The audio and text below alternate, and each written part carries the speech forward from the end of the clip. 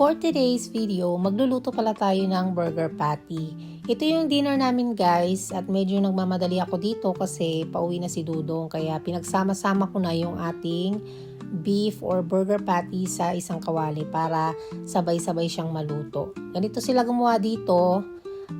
Bibilugin mo lang yung beef mo. Okay, wala kang ilalagay na kahit ano, wala kang ilalagay na harina or asin or imamarinate, wala. So, dito ka maglalagay ng pampalasa mo habang pinipress mo yung beef mo sa kawali. Asin at paminta lang ang ilalagay mo. Okay? Pero, ito pala yung sikreto ng burger nila dito or burger para maging masarap.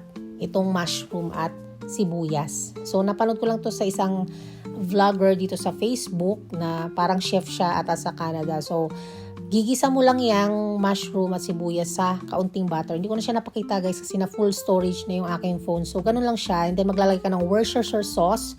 And then, hantayin mo siyang maging caramelized. So, ganun lang kasimple para meron kang masarap na burger.